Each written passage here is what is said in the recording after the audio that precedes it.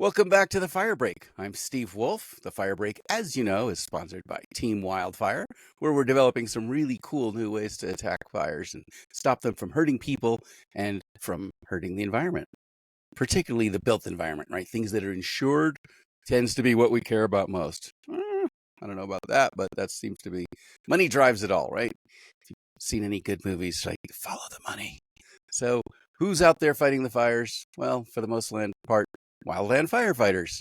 And wildland firefighting is one of the most challenging things you can do physically, very, very demanding with multi-thousand calorie needs. So I've got with us on the show today Megan Lautz, and Megan is a registered dietitian. She has the coolest logo behind her, Rescue RD for registered dietitian. Megan, welcome to the show. How are you today? Thank you so much for having me. I'm excited to be here. All right, start right in. What do I need to know? Sure. So I'm a civilian. I'm a registered dietitian, and I specialize in firefighters, fire and police specifically. I work full time for Fairfax Fire and Rescue, and that is about 1,400 firefighters just to the left of DC in Virginia. So while I kind of spend a good amount of most of my times with structural, I have some experience counseling and consulting with wildland. Okay. And so, wait, you're working as a registered dietitian Yep. for a fire department? Florida Fire Department. It's pretty rare. I only Yeah, know that's progressive in three. itself, right? Yeah, Fairfax, we're very spoiled. We have like 3 strength coaches, 5 behavioral health going on 7, an athletic trainer, a physical therapist. We have all the things. That's really progressive. I'm Mm-hmm. impressed. Mm-hmm. Mm-hmm. So, sleep, exercise, All and of it. nutrition. And you focus on all of those, or are you mostly in the nutrition side? Mostly on the nutrition side now. When they added police as well, so that made it about 3,000 members and one dietitian. The math isn't mathing there. But I have a background in personal training and strength coaching. I do talk a little bit about sleep because it just relates to the diet so significantly. No one wants to eat a salad when they didn't sleep at night, kind of thing. Right. Isn't it the case that the less sleep you have, or the more sleep deprived you are, the more you're going to beeline for the donuts, right? Absolutely. And the research supports it. Yeah, there's a 24% increase in hunger, just one bad night of sleep. And you guys get that regularly. Wow. And a bad night of sleep depends based Yeah, on your sleep needs, but sure. generally what, in the 6 to 9 range or I would say something? a bad night would be like under 6 hours tossing and turning or calls. I say, yeah. It's hard to sleep when you're fighting a fire. Yeah, yeah. Or, when someone wakes up and their toe hurts and they need to call you at 3 a.m. and you're like, why? No, yeah, no fighting is good for sleep. Fighting with Yeah, your spouse, fighting with your partner, like all of these things are sleep destroyers. totally. So, are there things that you do? Let's say you don't have a choice about having a bad night's sleep. You were out on calls and Hmm. kept getting woken up. Are there nutritional compensations that you can make for that? Yeah, it'll just be harder to make those compensations, right? So, because actually, we see an 18% increase in leptin, which is the hunger suppressing hormone. And we see a 28% increase in ghrelin, which is the hunger stimulating hormone. So, in addition to that, you see increased hunger and then cravings for salty, sweet, and fatty foods. So, with that, you're kind of fighting biology, right? So, Yeah. it's going to be harder to make those nutritional decisions. But the things that will help you feel more full are going to be things that are higher in fiber, fruits, veggies, whole grains, and things that are higher in protein. Very, very interesting. Um, so you have to know this going into it, right? Because Hmm. your body's going to be telling you the opposite.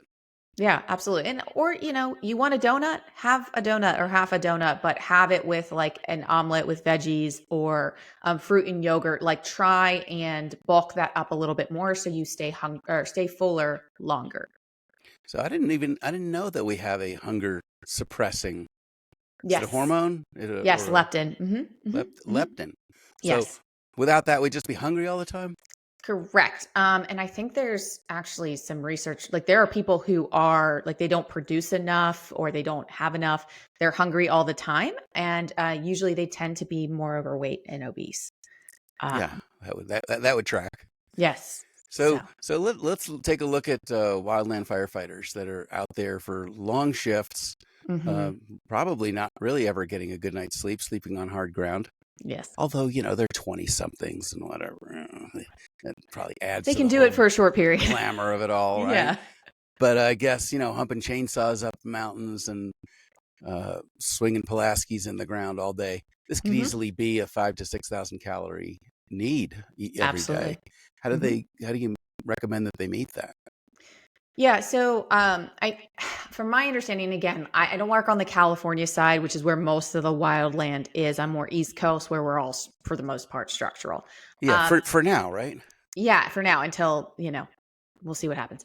But in general, like when they send you the fire lunches, what I've noticed or what I've heard is a lot of the wildland firefighters, they're trying to be more health conscious, so they toss out the carb and they just eat the protein, right? Which is great if you were sitting at a desk all day, Yeah. right? And those carbohydrates, while they might not be like super high quality, like whole grain, organic, whatever, it's still going to support your performance for the rest of the day. And when you have calorie needs upwards of 6,000 calories and you don't have time or the luxury of space in your pack, you've got to eat what's available. So while it's not ideal maybe for your health in that short-term moment, it's going to be ideal for your performance in that moment. And that's really important when you're fighting wildland firefighters that can, flare up and become life or death in a very quick second. That's really interesting that you just differentiate between health and performance. Yes. And the reason I do that, at least on the structural side, right? I have been asked multiple times to improve the health or make healthier canteens. So what do you call them canteens up where you are? Like where like you get snacks or the volunteers bring snacks to larger alarms and stuff like that. Yeah, I come out of the film industry where they call it the craft service table, Yeah. but same Same thing. same Food difference, truck, right? whatever you want to call it, rehab Yeah, unit, like wherever you're at where they bring you the snacks or even bring you the fire lunches, right? sure. And there's a push for a healthier canteen. But I think that language is a bit of a misnomer for the fire service because what you need for performance enhancement is sugar and sodium. And that's not really healthy in the Wow. long term, right? Right. Because sugar specifically is going to be digested very quickly. It's going to Yep. be available for your muscles in about 20 minutes or less. Compared to, I give you a bowl of quinoa. It's very high in protein, high in fiber, and depending what you add to it, if you add some avocado or whatever, fat. Protein, fat, and fiber slow digestion. Great when you're sitting around at a slower firehouse or you've promoted to battalion chief and you need to be full on less calories. Bad if you're fighting fire, I right? see. Yeah. And sugar also in specifically in products like Drip Drop, Liquid IV, like the electrolyte packets, can actually speed rehydration. So you get access to the sodium glucose co-transporter, which pulls glucose across the cell membrane, which pulls sodium across the cell membrane, and water follows. So we see a Thanks to faster, osmosis, huh? faster rehydration. You're naturally going to get rehydrated if you do sugar-free products or sugar-free electrolyte products because the sodium will help with that. But you get it faster when there's a little bit of glucose. So there's this tendency for firefighters, especially the really health conscious ones, to want to go sugar free or to not do any simple carbs. But there's a point in your career or a point in your job where simple carbs can be very beneficial from a performance standpoint, especially if you're showing up to that call or that day underfueled and underhydrated. I see. That's very interesting that your needs on the job in any given day might run contrary to your thoughts about what a healthy diet looks like. Exactly. So what's healthy for the long term may not be performance enhancing in the short term. And that's just kind of hard because firefighters, you guys are very black or white, right? Like you're either healthy or not. And that makes it a little complicated when you're looking at 9 to 5 information telling you sugar and sodium is going to kill you and cause heart disease and la di la. It just depends. It depends. And the sodium, you're probably sweating it out pretty quickly. Yeah, so research suggests that firefighters lose 40 ounces of sweat in 30 minutes on the fire ground. And that's structural research. I haven't seen And that's wildland. ongoing. So over the course of a 12-hour Yeah, imagine shift, how much you're losing with wildland's got to be insane. Um, so you've yeah, got to be replacing 480 that. milligrams. Yep. Oh, grams. It was grams, milliliters, It milliliters. Oh yeah, I forgot you guys It do was milliliters. 40 So something, 40 right? ounces is going to be just over a liter. Oh my goodness. Wow. Yeah. So like this, I don't know if like in the States, the Stanley Cups were big for Christmas. Like everybody Yeah, was freaking out about those. Oop, right. now I dropped mine. But that's one of those Stanley mugs of sweat in 30 minutes of fireground activity. So that's the equivalent of 480 to 1400 milligrams of sodium. Wow. It's a lot. And just for context, when a dietitian puts someone on a low sodium diet, a low sodium diet is about 2,000 milligrams of sodium a day. So firefighters are getting very close to sweating out a person's full diet of sodium in a day in 30 minutes. So it's just so counterintuitive when you're seeing, oh, I need to be on a low sodium diet for heart health, when your losses are so significant relative to the general population. So context really matters. Tell me about sensors. I've seen they're working on a hydration watch that Oh, supposedly are they? measures, right? Oh, Do I they have haven't seen a, that. do you have to get blood work done in order to know whether your sodium depletion is advancing or not? That's probably not going to help you in the on the fireground. But their Gatorade has sweat patches. They're about $25 for two of them. So they're not wildly expensive. But sometimes when I have someone who's really struggling, like the general recommendations that I have aren't working for them, then we'll have them do one of the Gatorade sweat patches and it'll tell them how much sodium they're losing, how many electrolytes they're losing. So you put this on your skin? I hadn't seen Yeah, like this. you tape it. So you put it on your forearm, but you guys are usually too sweaty. So we actually have to like tape it to your forearm. And then you can scan it and like with your phone, and it will tell you roughly the losses. Is it a perfect science? Does it work every single time? Not necessarily. But there are some dietitians, I haven't gotten to it just because of how many firefighters I work with the one-on-ones. But there are some dietitians who do sweat testing. And then in LA County, they actually have a exercise physiologist, Fernando Montes. They do urine specific gravity for their recruits. So they tell them how much drip drop or the electrolyte packets that they need based on the color of their urine prior to. The darker, the more you should be drinking. Yeah, basically, like if your pee is clear, that's an indicator you have too much water. So we just need to do salt because we don't want you to go hyponatremic, which means your sodium is just so low that you can actually die from that as well. Fun fact. Which is why we discourage water challenges. I've even seen them in academies I've worked for where the recruits did too many energy drinks. So they were like, you're going to do a water challenge. And they had a recruit do 6 liters of fluid of just water before lunch and diluted their sodium source so low that they had issues and ended up going to the hospital. And people have died from that. Yeah. And it's hard because you're not thinking about swinging in the other direction, right? Usually we see this in marathoners, triathletes, where they're only drinking water, they're not replacing electrolytes. But if your pee is like light yellow, we'll recommend like 1 drip drop prior to a burn. And then if it's a dark yellow or very little, like dark orange, then we might do 2 to 3.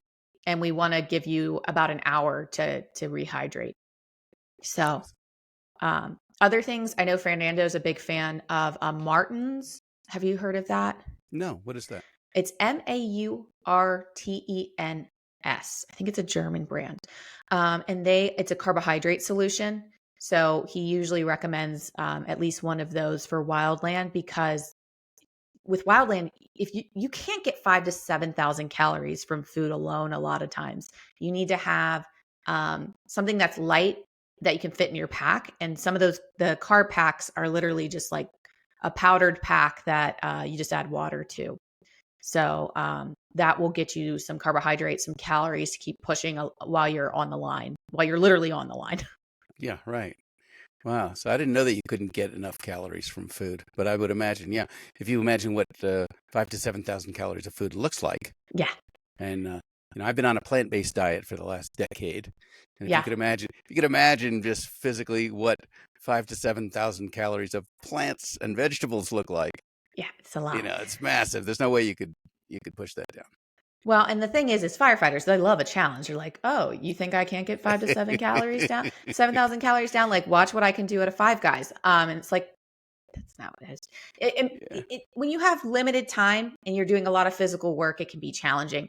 It's possible in a plant-based diet to get to those calories, but usually what we're telling people is to boost their fat, their Hmm. dietary fat. So things like Okay. avocados, if you'll do eggs with yolk, nuts and seeds, those kinds of things, because higher fat foods, they have 9 calories per gram. Yeah. Um, and protein and carbs have 4 calories per gram. So fat has double the calories, but less weight, less volume. So you're able, when you don't have access to a lot of food due to the pack, get some calories in. But just keep in mind, you still need the carbs, right? Firefighters love to go low carb. The carbs is going to be what helps you push in high intensity scenarios. Um, you know, forcing doors, throwing ladder, dummy drags, those kinds of things. But rucking fat might be useful, which you guys kind of ruck all the time. So you talked about firefighters, wanting to cut their carbs and watch their sodium and stuff like that Yeah. in terms of, these long-term health recommendations. How common is that? Because if we were to go to a fire station, even 10, 15 years ago, nobody would be talking about nutrition. It wouldn't be even a Mm-mm. topic of conversation. So how prevalent is that? How aware are people now, in the fire service of nutrition in your experience, and how important is it to them? Yeah, I mean, well, Fairfax, they're very health conscious, very well funded from a community standpoint. Um, I think the challenge is there's definitely more of an interest in nutrition. I think that's been evident over 20 years, but there's been a lack of nutrition education that is tailored to the fire service, tailored to being a wildland firefighter, tailored to being a structural firefighter. Um, I've noticed that dietitians, we have a very specific personality type, much like firefighters. We're very type A. We kind of have a stick up our butt. We're very particular, and we typically want the textbook to work. But with firefighters, you're also type A, but you're a little bit rough around the edges. Like, if you can't curse and talk back, you're not going to be a good fit for the fire service. And that's where dietitians and firefighters just never seem to mesh. So that's a big part of my education piece, is there's more cursing and talking back than they expect, which helps with engagement. But the other piece is I hyper focus on the lifestyle. Okay. And the lifestyle I'm familiar with because I coach 16 to 20 firefighters and police officers a week. I know what their challenges are. I don't have time. I don't have money. I don't have energy. So, how do we make better choices? That might not be the perfect textbook choice. That might not be a plant based diet for someone to start, but maybe working towards eating more plants to improve health and stuff like that. So, yeah, there's definitely more health conscious firefighters. It's just trying to get them information that actually works with their career. Okay. Tell me about the breakfast like a king, lunch like a prince, dinner like a Hmm. pauper. Any truth Yeah. to that? Does it matter how we stack our calories during the day? Um, it depends. It depends on who I'm talking to. If I'm talking to a chief who primarily sits at a desk all day, they're at headquarters, and their brain's moving all day because they're in meetings, but their body's not physically moving, that might be a better approach. But the thing is, that might not work for the firefighter on shift, because what happens if you're slower in the morning, or you're slower in the evening, but you're busier in the day? That might not work for having a bigger breakfast, because you're not even at the station for breakfast. You're doing engine checkouts, you're getting called out, or you've got a training, and next thing you know, the only option you really have is dinner. So it kind of depends on the firefighter, if that makes sense. Yeah. But if it's a station where it's slower in the morning, they're going to get their butt kicked at night. The breakfast as a king, dinner as a pauper might work better, because they're barely going to be able to get dinner in the first place. Yeah. Right. Okay. It just depends on the shift, what type of shift they're working, if that makes sense. Okay. Well, let's talk about mortality for a second. Hmm. At the time when Rip Esselstyn came out with the Engine 2 diet, Yeah. heart attack was the main killer of firefighters, not fire. Yeah. Right? A high fat diet, high cholesterol diet, uh, intermittent periods of sitting around followed by intense activity, and Yes. this seemed to be a really good recipe for heart attack. Um, Sure. to what degree is that still the case? It's absolutely still the case. However, the USDA dietary guidelines actually removed dietary cholesterol as a nutrient of concern.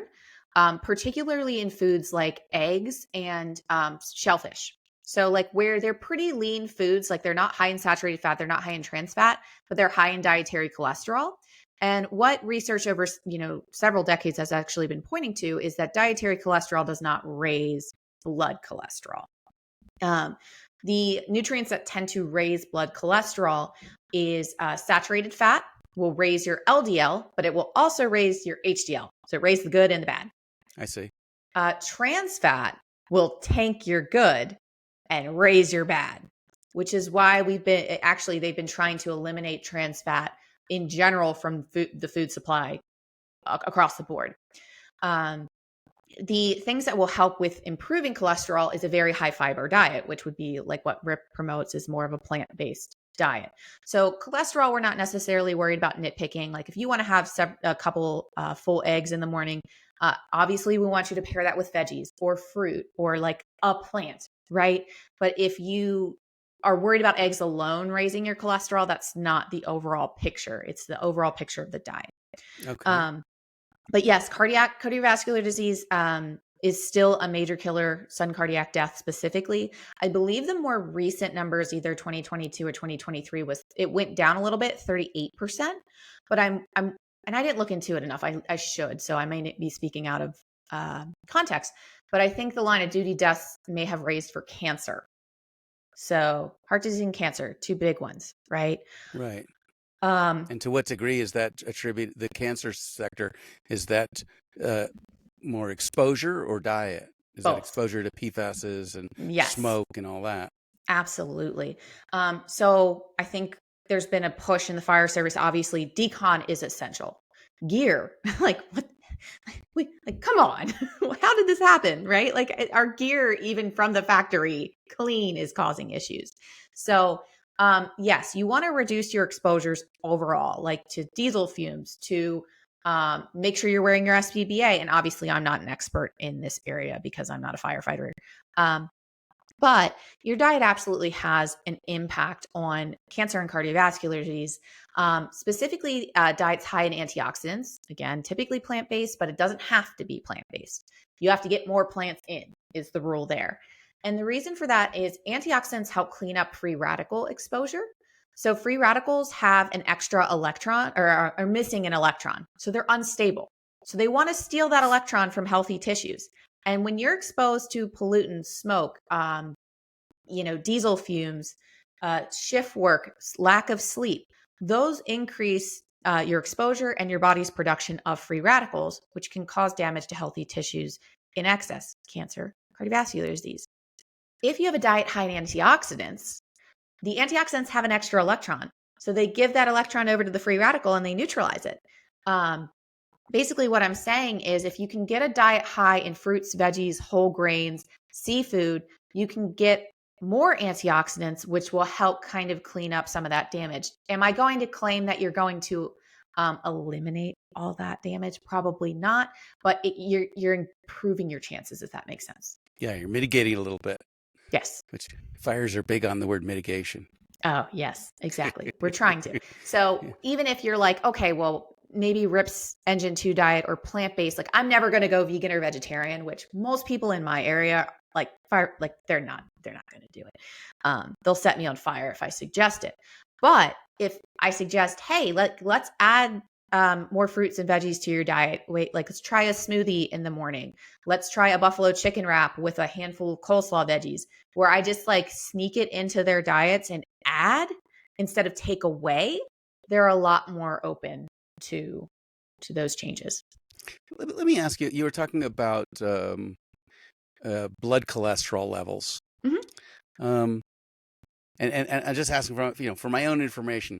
I always thought that blood cholesterol levels are the amount of cholesterol that's traveling around in your blood. Correct. Okay. The cholesterol that's traveling around in my blood is not the cholesterol that's hurting me. It's the cholesterol that's plaqued up on my arteries. So when we measure what's moving around, is that necessarily telling us about what is deposited? So the main thing that they were talking about with the USDA dietary guidelines was that dietary cholesterol was not prompting the liver to produce more or less of different types of cholesterol and triglycerides, right? So the liver is kind of the main culprit there, is my understanding. And I am not like the cholesterol expert, but that's my understanding. But over time, if you do have higher LDL cholesterol, and depending on the type of LDL, um, it can cause damage to your arteries, your vessels, and that kind of thing. But interestingly enough, fiber is the first thing that we push for high cholesterol, because fiber can actually bind, kind of like silly putty, that fun Sure. little goo in the 90s. It kind of rolls through your bloodstream and picks up extra LDL, the bad cholesterol, and extra blood glucose in the case of type 2 diabetes, and it pushes it out through your poop. So if you're looking for a way to hypothetically clean up, you're going to increase the fiber. And the number is 35 to 38 grams per day for men and 25 grams per day for women based on the American Heart Association. However, the food logs I'm seeing at Fairfax, we're looking at 5 to 10 grams a day Of like of of of fiber. fiber. Yeah, they're like, I would argue that firefighters are deficient in fiber. I don't, do I have evidence to back it up? No, but I can tell you from my experience, the first thing to go when you're tired and cranky is fruits and vegetables. Or when you're on the go, you're at a busy station. So you have to make a concerted effort to pack healthier options, to pick healthier options that are higher in fiber to help with that cholesterol mitigation or just general hunger as well. I see. So you're seeing a fiber trade-off really, and higher moral fiber, but less dietary fiber. Yes, precisely. I see. And like I said, like when you're tired and cranky, like nobody wants to have a salad, right? You want, some comfort Right. food, and comfort food is typically not high in fiber. Right. Okay. But for the from the performance standpoint, the salad bar is not going to do you any good on the fire line. Unlikely. It's going to be something that you would do in your day to day, or leading up to like your tour or whatever. That is the challenge with nutrition. Is there's a lot of nuance. What I tell, again, a chief sitting at a desk or somebody on light duty is going to be completely different than a 20-some-year-old who's regularly on tours for wildland, right? Their diets are going to be drastically different because one's burning 7 to 9,000 and one's burning 2 to 3,000, maybe. I see. Yeah. Right. Well, I mean, assuming that they're not thinking 5,000 calories worth of intense thoughts Yes. in those meetings. They think that's what they think they're doing. Yeah. Right. It's hard. It's hard when it is harder. It not harder, but like it is hard when you're a chief, because it's like you feel like you are just going all the time, but you're not physically moving anymore. You're not doing that housework. You're not on the line anymore. While you're making big calls, yes, but calorically, you don't have room in your diet. You don't have as much fudge room, if that makes sense. So they're dealing with more mental stress and less physical demands. Yes. So you've focused a lot about what are the nutritional changes that we need to make in order to compensate for, having, or in order to have better performance on the fire line, Hmm. uh, and and then also, what dietary changes you need for your day to day Sure. to maintain health. Now, what about for that fire chief though, where their main adversary is mental stress? Are there dietary changes that they can make to help improve their ability to cope with mental stress?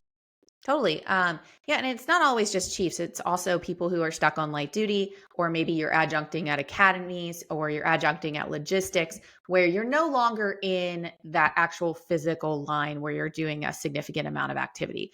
Often, if they do have like a Fitbit or some sort of step tracker, Apple Watch, whatever, if they're under 7,000 steps a day, 10,000 steps a day, they're probably not very active. Right. And I'm, again, kind of just making things up to give some sort of metric to Yeah. know if you're not active or not. Um, in terms of cognitive performance, in that case, a lot of times they're on day work. They have potentially have the opportunity for improving sleep. So in terms of improving cognitive performance, your first bet is sleep, period. Um, and whether that's 7 to 9 hours of sleep a night, per day, whatever recommendation is realistic or not is another story. But if I have a first responder, especially chief, usually you've been in the career for several years by that point, right? 15. 20, several years. Um, there's a very high risk for sleep disorders. We see just under 40% of firefighters have a sleep disorder, and 80% of them don't know it. So if this chief comes to me and they tell me they're sleeping less than 5 hours of sleep a night and they're tossing and turning, first thing, sleep study. There's not much I can do diet wise, right? Because the other side too, they'll come to me and they'll say my sugar cravings are out of control. And again, related to the sleep deprivation. So I've actually had a 30-year-old firefighter who was tired all the time. He worked out well, he ate well, like his diet and exercise weren't really the problem. So we had him get a sleep study done, and they found that he had major obstructive sleep apnea. Normal weight, huh? yeah. Normal weight individual at 30 years old. And I mentioned this because firefighters are like 30 years old. Like you're still in your youth. Like you don't think you're going to have these major issues at 30 years old. But so I know that's not a diet thing. But until that's fixed, if it's the major problem, it's going to make diet much harder. So that's the first spot. We can also look at caffeine, right? Trying to time their caffeine appropriately, usually in the morning and the afternoon, and then not going past, if bedtime's 9 p.m., 4 p.m. We want to leave a 5-hour buffer between your last caffeinated beverage and when you go to sleep. Okay. And so you're talking about timing caffeine, but we didn't back up and say caffeine at all or no caffeine. Yeah, sure. Let's talk about it. So I would be a really bad dietitian for first responders if I told firefighters to cut out caffeine entirely, right? You guys would set me on fire. But what about as a humanitarian? Yes, as a humanitarian. So then we go based off the FDA guidelines of 400 milligrams of caffeine per day, which is the equivalent of 30 to 40 ounces of coffee total. 30 to 40 ounces. When you 1 say, liter. Wait, did you say RDA is like you should get that amount? Oh, no, The minimum FDA. recommended daily, or No, FDA. or is that the most you should have, or would you be better off not having any? Yeah, so I don't think that's necessarily fair. Like, I mean, there's plenty of research suggesting that that caffeine can improve performance both mentally and physically. Where it could potentially go wrong is too much, or if there are medical conditions that would prompt us to lower caffeine. So high blood pressure, acid reflux. There are a lot of firefighters with acid reflux, right? So caffeine actually reduces the pressure of that lower esophageal sphincter, which causes that splashing of acid coming back up in the throat. That's really uncomfortable. So when they just drink a cup of coffee in the morning and they wonder why their stomach is in so much pain, that caffeine is actually worsening that condition. So, and then of course, pregnancy as well, we will reduce to about 200 milligrams a day. But 400 milligrams a day is usually fine for a healthy individual, healthy firefighter, right? They don't have these conditions. Where you guys tend to go wrong is the energy drinks and the pre-workout supplements, those caffeinated, super caffeinated beverages or the shots. The additives are a concern. There can be an increased risk for insomnia, anxiety, jitteriness, which y'all kind of like just overlook because you're like, I just need to be awake right now, right? But I've seen caffeine intakes as high as 1,200 milligrams a day, up to 2,400 milligrams a day, like well past that recommended allowance. And if I get a firefighter to switch from a Bang energy drink to a Monster energy drink, I've actually cut their caffeine in half. So while that might not be the healthiest way to do it, like most people will be like, just cut the energy drink, man. I don't know if you've ever tried to cut energy drinks or caffeine in general. It doesn't go well. Headaches, migraines, low mood. Low mood's a big concern for first responders with the exposure to trauma. So I see. Okay. What about riboflavin, vitamin B2, which nature's Adderall? Yeah. So B vitamins can be very helpful if someone is deficient. So that's where it becomes a challenge is a lot of firefighters would load up on these like energy drinks that are super high in B vitamins for energy, but B vitamins aren't going to really do much for you if you're not deficient, right? Right. So again, For we most have to vitamins, kind of right? Yeah, exactly. Like iron, same thing. It's like motor oil. Yes, my car, it needs 8 quarts, but Yes. It's like, oh, if 8 quarts is good, 50 quarts is better. No, Yeah. No. like, Yeah. right, you're just pouring oil over the engine at some point. You're not actually improving the performance. And I think Right. a lot of people have that idea that if a vitamin is good, more of it is better. And in many cases, more of it is actually damaging. Sure. Well, the nice thing about B vitamins is that they are a water soluble vitamin. So if you do too much of them, you'll just pee them out. And actually, that can be hard for like urine testing and like determining hydration status because actually B2 is, if you've ever seen a banana bag at the hospital, right? That's Yep. what's causing the color. So it's going to change the color of your urine to be a yellow color. A safety yellow, though, bright safety Yeah, yellow. fine. It just makes it harder to determine if you're well hydrated or not because it changes that color of the urine. But yeah, but I will say B2. So particularly for my female firefighters, because they tend to be a little bit more migraine prone, or just migraine prone people in general. But usually with women, it's related to their cycles. There is some evidence for vitamin B2 and magnesium for reducing the severity and frequency of migraines. So in those cases, we might actually do vitamin B2 and then a magnesium supplement. There's also a supplement called Mind Ease that has that already, and that can reduce the severity and frequency of migraines, which is huge for first responders. And what about magnesium and B6 as a sleep aid? Yeah, so that may not make you sleepy necessarily, but it may promote better sleep quality. So Okay. usually it's about 200 to 300 milligrams of magnesium is my understanding. And then another thing that I really love to promote to first responders that's not really a supplement, it's actually a food, is tart cherry juice. Are you familiar with that? Yes, I am. So tart 4 cherry ounces at juice. night before I go to bed. Yes, perfect. This is one of the supplements foods that I recommend, especially to recruits, fire recruits, because their two main issues are energy and muscle soreness, right? And also Right. for my older firefighters, right? You've been on the job for 10, 15 years. Your main problems are energy and muscle soreness. So because of the Well, very that's high, because they turn up gravity every year. well, I know. Seriously, I can You know, feel all this that. talk about global warming. What about gravitational enhancement? I've noticed Exactly. my knees are telling me every year gravity, they crank it up a little bit. Ah. Yeah, you're way crunchier than when you started the job typically. Yeah, right.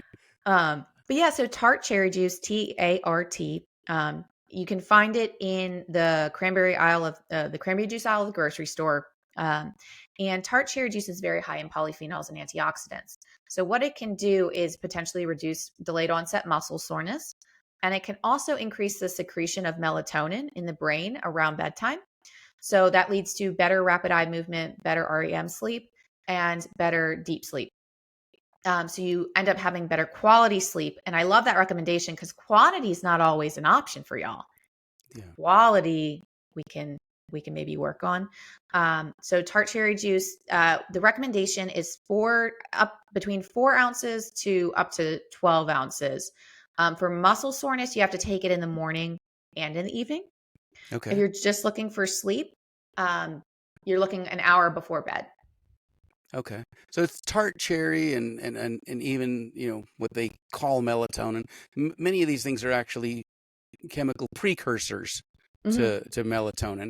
And how long does it take to actually convert these precursors to melatonin to the point where it could impact your sleep, improve your Unfortunately, sleep? I'm not that smart to know that answer off the top of my head, but Uh, usually they tell you about an hour because a lot of people, if they drink it like right before bed, they will just pee all night, and that kind of is counterintuitive.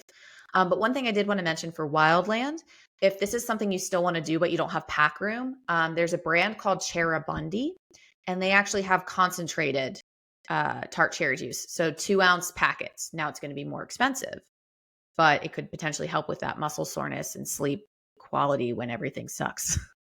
yeah, right. Which is often. So Yeah. for people who want supplements, let's say they've done some research and Hmm. maybe hopefully they are deficient in something before they decide to take a whole bunch of it, or they're just Yes. trying to correct something. Um, how do you know that you're getting what's on the label? Because supplements are unregulated and really it could be they could legally take a container of baby powder and put vitamin C multivitamin on it, and they haven't Hmm. broken any laws. So Sure. how do you know you're getting what you're looking for? So, and I used to think that as well, because as dietitians, we're taught like the supplement industry, nobody regulates it. And that's actually untrue. There are some dietitians who Okay. actually specialize in regulations of supplements, and they basically called me out on LinkedIn. I was like, oh God, I'm dumb. But there's a I mean, whole not paper. dumb. There was a lot of evidence at one point that Yeah. that, So that the there was this was true. Yeah, sure. And will I say, is it as strong as the food industry? No.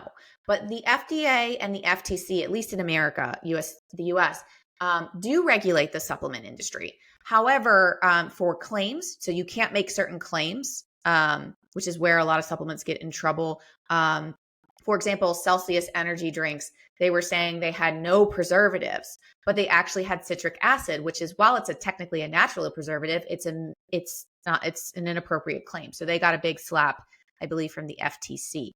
So they are regulated. However, they do slip up. Like, for example, arsenic was found in Herbalife supplements, many Herbalife supplements.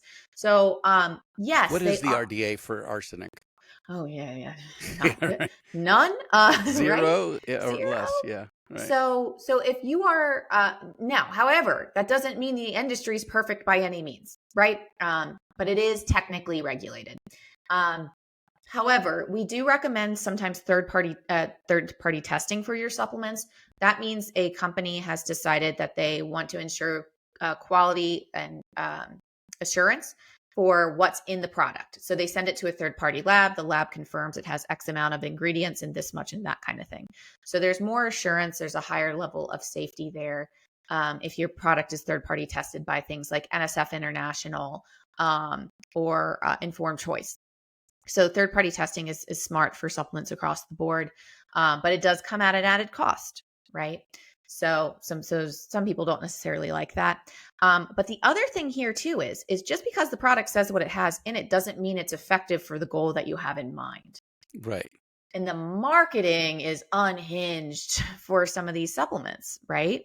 Yeah. And firefighters love the marketing. So and I'll be honest, like I used to do bodybuilding. I don't look like it anymore. I was big into the marketing too. I was like, you are telling me this is going to make my muscles bigger and my waist smaller? Like, you know what I mean? Like it's just Yeah. really easy to fall on that slippery slope. So a good resource is examine.com. Have you ever heard of that? I haven't. No. So examine.com is basically a group of researchers who got together and said, like, we're tired of all this funding in the industry. There's no like real good information for consumers to determine if a product is actually worth it, right? Does B2 actually help with migraines? So they actually consolidate the research and put it in a way that makes sense to the general population. And then if you're a real nerd, you can scroll down to the bottom and learn mechanism of action and like all of like we were talking about with the how long does it take for the melatonin to kick in kind of thing. So examine.com is a phenomenal resource. They also have a paid version, which you get more information. So this is better for professionals, whether you're a dietitian or a trainer. I know there's a lot of trainers in the fire service, and they actually have continuing education for those professionals.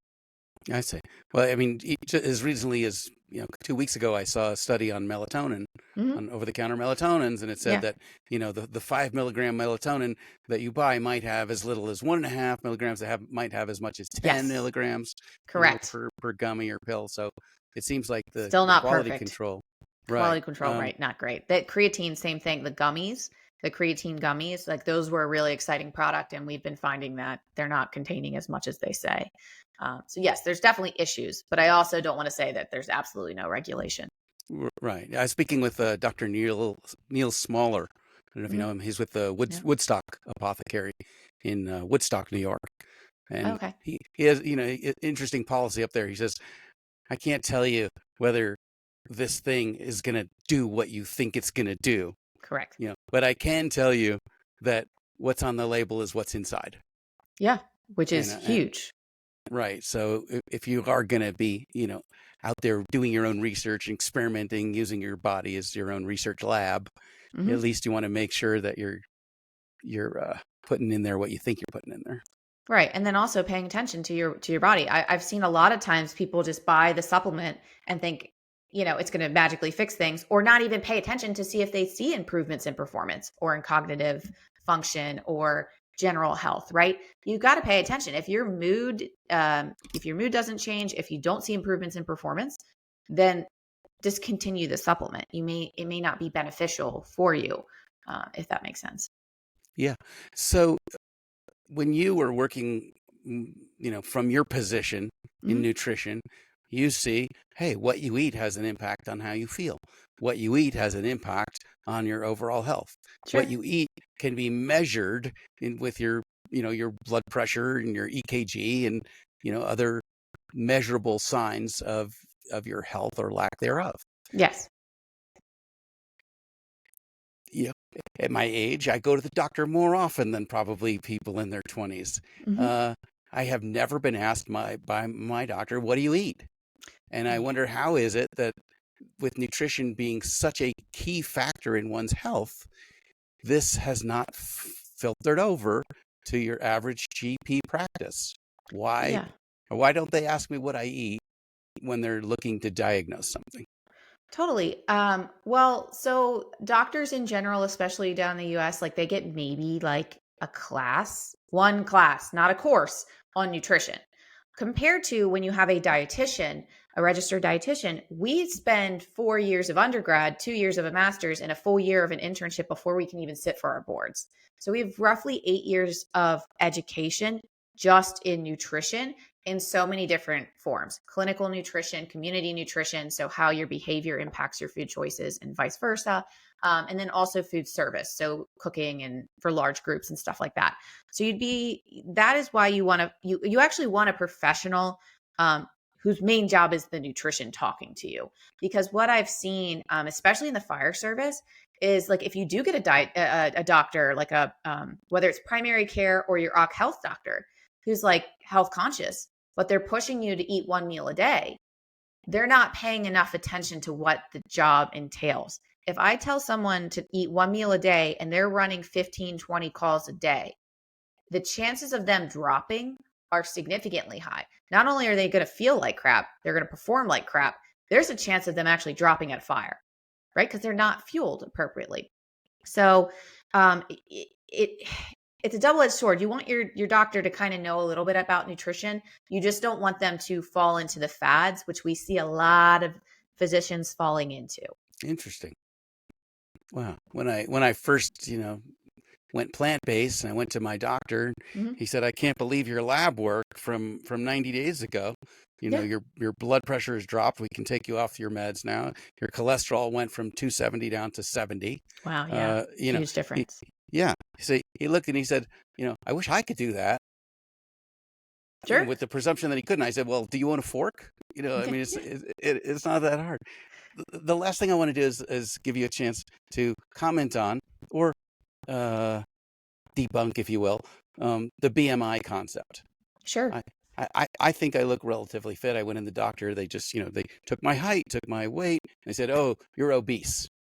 And now I don't know if this camera is adding 10 pounds, but I certainly don't think I qualify in the obese by any other category. Sure. Why are we still using BMI? So BMI, your body mass index, is your height versus your weight. So it's a calculation of your height and your weight. However, it doesn't accommodate for the fact that for body fat versus muscle mass. So Right. there is downside to BMI. However, when we do like these like really long-standing studies, observational studies, like large, wide range studies, um, we need something that is very quick and easy to calculate to roughly determine risk, right? Risk for heart disease, risk for cancer, risk for general health issues. So that is why BMI is used by the health industry. Now, the challenge is for years we were thinking, okay, well, BMI might not be accurate for firefighters, and that is roughly true-ish. It's true-ish. However, there has been studies. I think Dr. Janke did this. I can't remember who did this, but BMI is actually accurate for firefighters across the board. Maybe not for you, not for you. It's not accurate for you. I'm not claiming that. But we find that BMI is actually accurate for firefighters because while your muscle mass tends to be high, the body fat also tends to be high.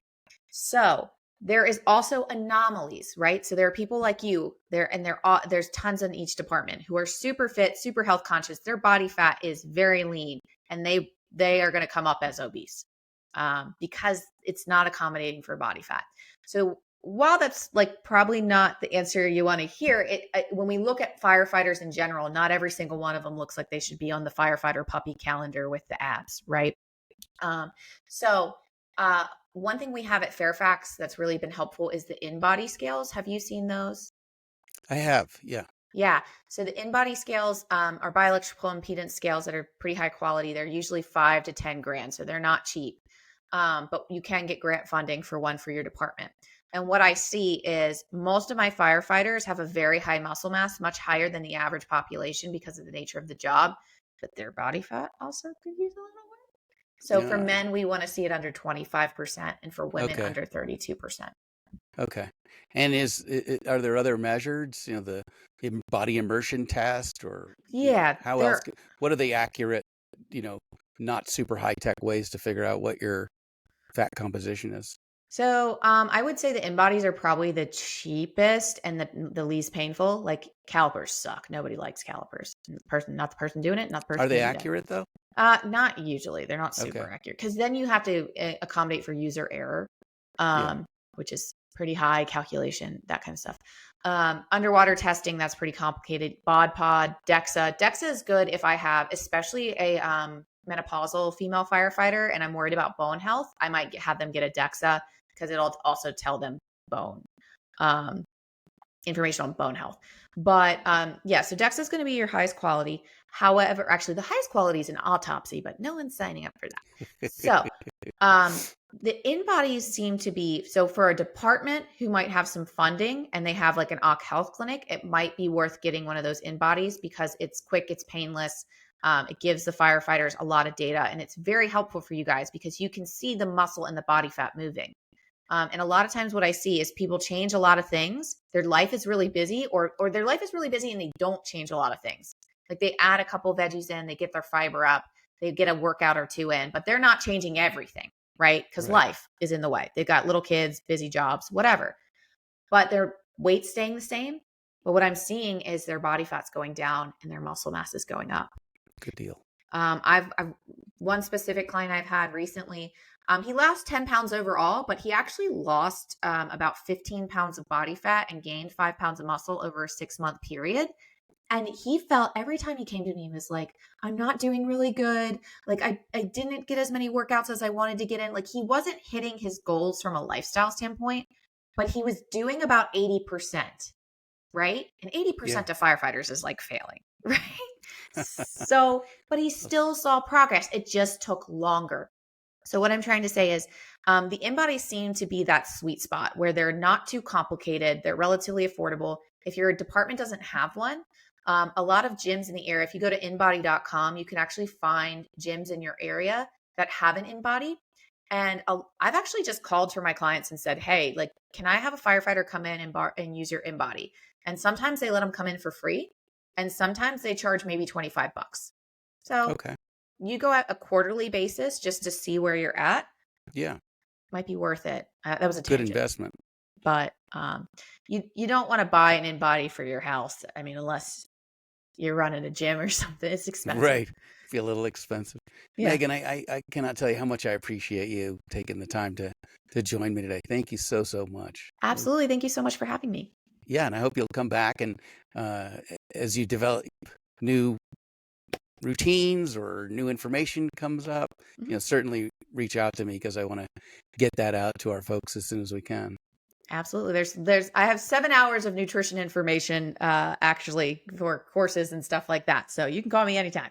Okay, great. And are there ways people should get in touch with you or resources that you have online? Sure. So I post on Instagram 6 times a week on firefighter nutrition at rescue.rd, also on TikTok, Facebook, and LinkedIn. And then my website has a free recipe book for station dinners specifically, $5 to $6 a head, which is now kind of edging up to $6 to $8 a head with inflation. But here we are. There you Um, go. half a pound of protein per person, which is the standard down here. And it breaks it out into shifts of 6, 10, and 14. So it does the math for you based Oh, on your wow. shift. That's great. And that's free. So that's Okay. on my website, Well, I'll Rescue stick a RD. link to that right here on our Perfect. linky thing, however that works. Sure. Sounds great. Awesome. Great. Megan, thanks so much for joining me. Folks, you've been watching We're listening to The Fire Break. I'm Steve Wolf. We're sponsored by Team Wildfire. Eat well. And now you hopefully have a better idea what that means. We'll see you at the next one. Take care. Bye-bye.